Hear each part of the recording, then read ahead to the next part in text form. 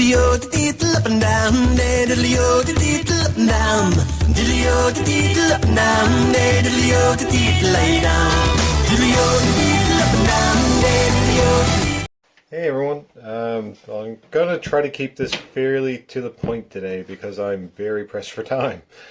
I'm a bottle guy. Like I haven't got a keg system set up yet. That's all I do. I bottle everything I brew. But when I first started out, I didn't really understand what I was actually doing. But there's a misconception, even around my area, that the more pop you get when you turn the top of your beer, it means you have a higher alcohol content, which is, of course, as all you know, it's not the case. It's just more carbonation. Today I'm bottling, and I'm racing my siphon hose now, which is emptying into my primer bucket.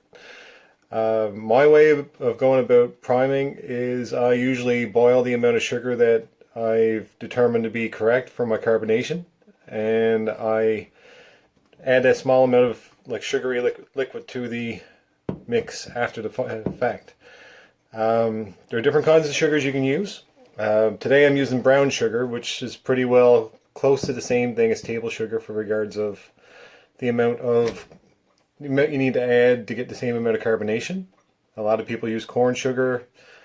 You have other options, but my reasoning today, I'm doing a British mild for the first time, and it's a light beer around 3.5%, and I'm just trying to add just a little extra character to it.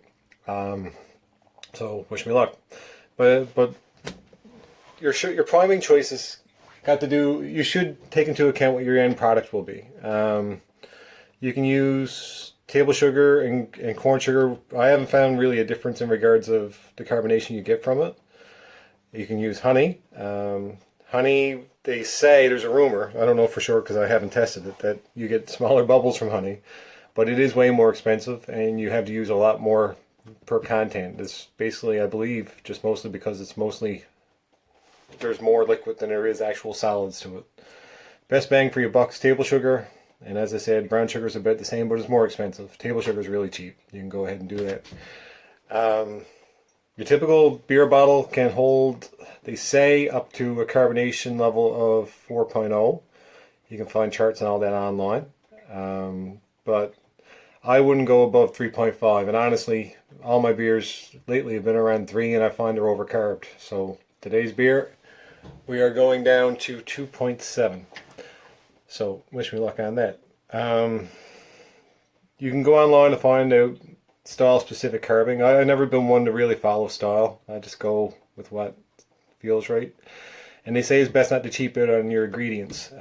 Just for example, the brown sugar that I'm using today, they say the cheaper ones have caramel coloring added, and there's actually just molasses in there, which is not a, I guess, total game changer. But if you're just looking for, I guess, a more natural product, you just spend a little bit extra. There are different options you have besides the norm. I actually have used Halloween candy to prime a beer before it was on a lager, and it came out quite nice. It was actually just a Rockets. I don't know if you know those little candies, the little round ones you get. Hang on, I have to adjust this. And as well, you have other options like maple syrup, molasses, anything like that. Another option you have to perhaps go up to the higher carbs, because some of the German styles I know have a carbing of around 4 or so. I think it's the Weissens. And you can go for the PET bottles. You can get them at your local home brew store. It's plastic bottles. And they're also great for shipping because you haven't got to worry about them exploding or anything like that. I was going to have this a little bit longer, but today's really a tight day for me. I won't really get into why, but it's just life is getting in the way. And the last option that I believe I heard of that I haven't really mentioned, and I'll try to end it here, you can actually use liquid malt extract, which sounds really interesting to me because it's, of course, your base ingredient for your beer, pretty well just distilled. If you're able to use that to prime, there are equations online or software that will tell you the amount to add.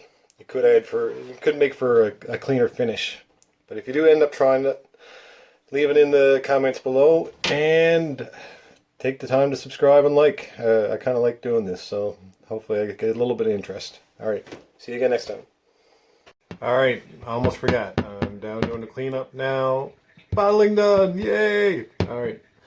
If you go to carb higher, if you're up around the threshold that I mentioned, like don't go above 3 unless you are really going for a really carbonated, like German wheat beer or something like that.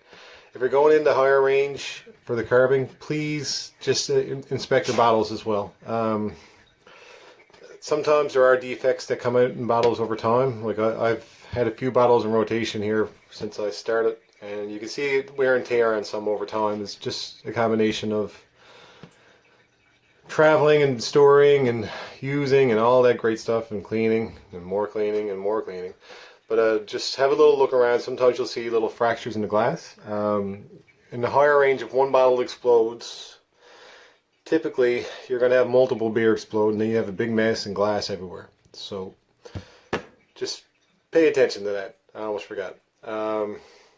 Also, I'll do another video in the later date about flavor additions later on, because this is a stage when you can add some interesting things that might ferment out.